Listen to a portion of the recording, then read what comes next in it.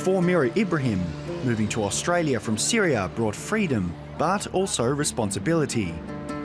We're trying our best to raise our voice. We have to do something about this immediately. Originally from Afrin in Syria's north, Mira came to Australia 13 years ago, before the country was torn apart by civil war. Her mother, sister and nieces escaped 4 years ago as refugees. I love living in Australia. We are really lucky to be here. If we wouldn't be here, I don't know what would happen. And I really like this place. It's safe, it's calm. Now living in Sydney's western suburbs, Mira wants to help keep the Kurdish culture alive for her family, particularly for her nieces, young Mira and Milav. I'm very proud to be Kurdish. We're very strong and we're struggling, especially because we are Kurdish. The Kurds have had a long history of persecution and retaliation. The Kurds had their own ethnic and linguistic group who, through an unfortunate circumstances at the end of the First World War, had their traditional lands divided up between 4 countries, Syria, Turkey, Iraq and Iran.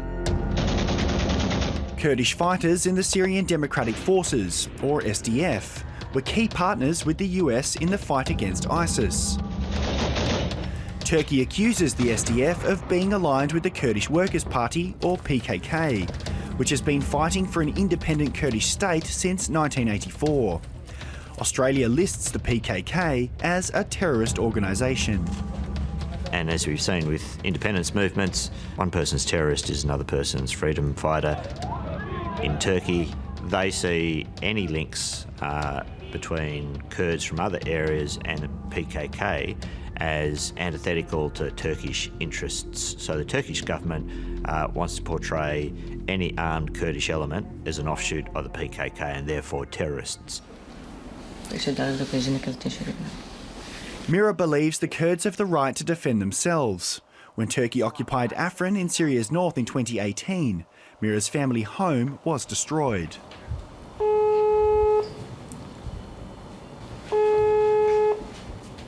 No. I talked to my uncle and he was actually screaming, which is, I know him, he's very strong man.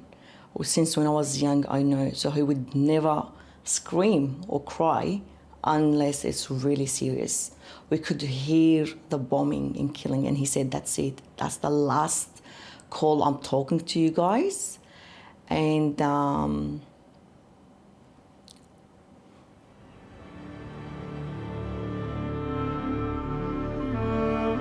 Mira's uncle fled with his children to a Syrian refugee camp. Following last year's withdrawal of the majority of US troops, Turkey launched a military offensive to create a so-called safe zone along its border with Syria.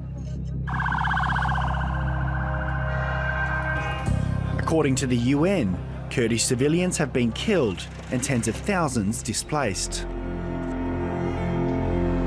For Mira, it's hard to imagine what life would be like for her young nieces had they not moved to Australia. Achievements enjoyed under a shadow of Kurdish suffering in Syria. I'm really struggling and stressful. So for all of us, young to old, we always think about our Kurdish people. Our heart's always there with them.